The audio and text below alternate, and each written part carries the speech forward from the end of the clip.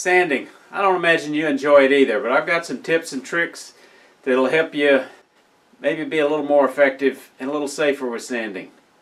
In last week's video we talked about wood turning sanding in general, the different kind of products, different types of power sanding tools and angle grills. Today we're going to talk specifically about how to sand a bowl. Hi y'all, Mike Peace. I'm passionate about wood turning and I'm here to share with you tips, tricks, and techniques to make you a better wood turner. Normally I'd have the dust extractor on, but for this particular demonstration I'm going to leave it off to show you. Go ahead and get your tool rest out of the way. It gives you a little more freedom of movement. To sand on the outside of a bowl, you want to sand in the 6 o'clock to 9 o'clock quadrant. If this is a clock face, 12 o'clock, 6 o'clock, 3 o'clock, 9 o'clock.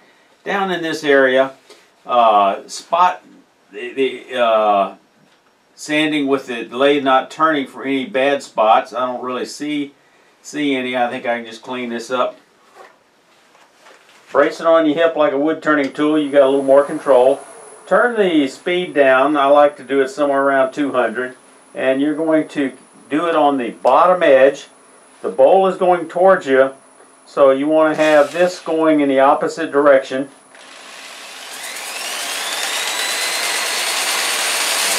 And just keep it moving.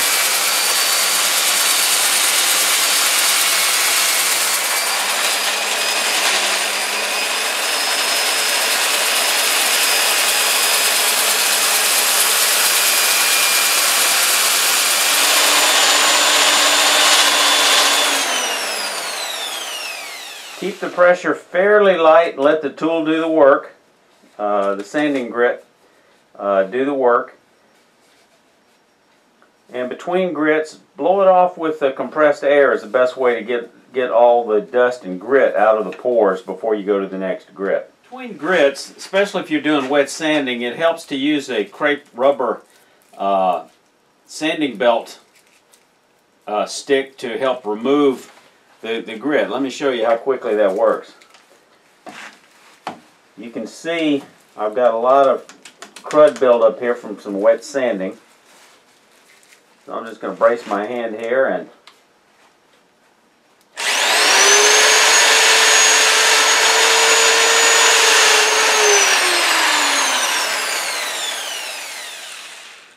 it's just about clean on the outer surface. Now, I've probably had this thing for close to 10 years, so they last a long time. Let me show you how an inertial sander works on the outside of a bowl. That is one that has a shaft. Maybe it rides on a bearing, maybe it doesn't. The commercial one I got 11 years ago when I got my mini lathe holds a 2-inch disc. I made one to hold a 3-inch disc. And as it comes around, we're just going to do it on the lower side at a fairly slow speed. Let me demonstrate. Using both hands, lock my elbows in as if I was using a bowl gouge.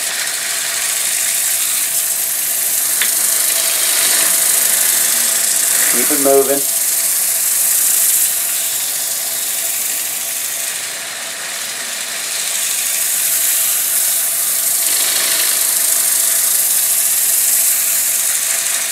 And I'm keeping the disc on the lower half in contact. And that works fairly well. My experience is that these tend to work better on the finer grits, but you're better off, in my mind, doing power sanding for the lower grits up to, say, 150, 180.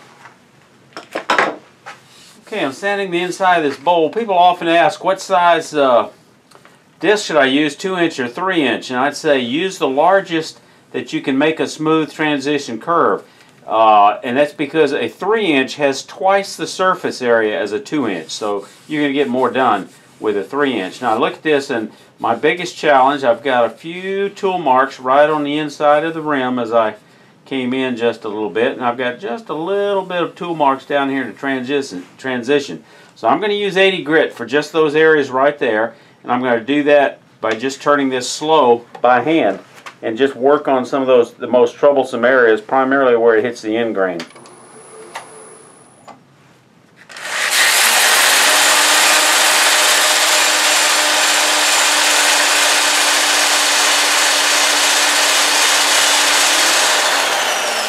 Okay, I've gotten rid of most of the tool marks. I think I can step down to 120 for the rest of it, except for this little transition area in there. So I've got to hit that.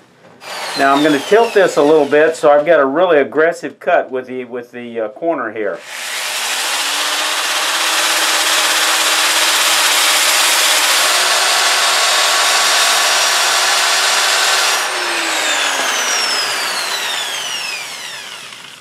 Okay, it's better. I've still got some tool marks here, a little bit here.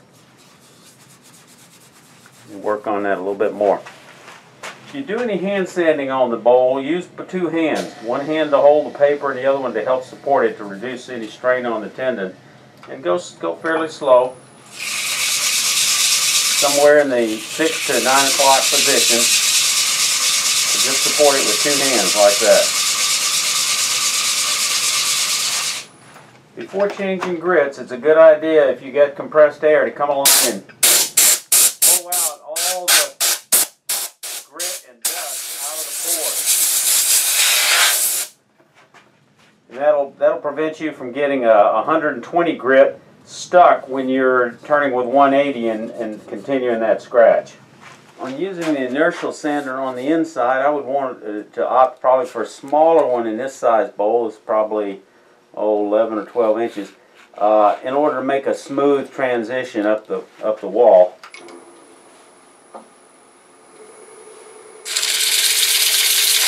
Then I'm working on the bottom end, keeping it moving.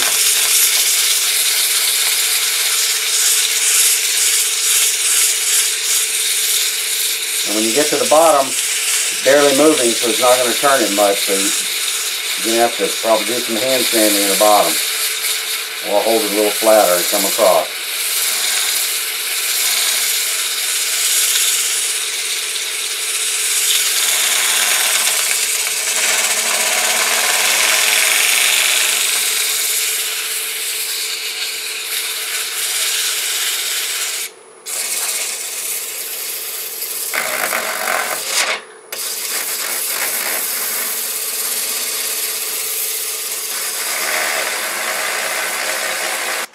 This roll lock system from the Ultimate Sanding System, I find easy. If you want to, if you got any spot you want to hand sand, it's real easy to get a hold of because it's nice, thick, and it's soft. So that makes it a little handier than some mandrels where you really couldn't get a grip on it.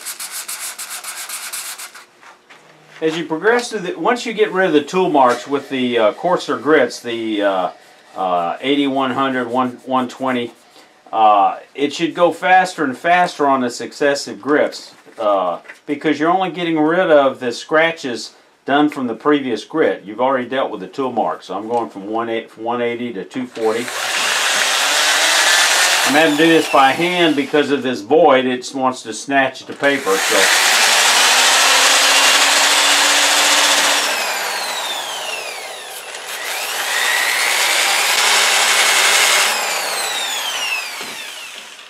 Most of the time for bowls, I only need to go up to about 320, depending on the species of wood and whether it's a utility bowl or not.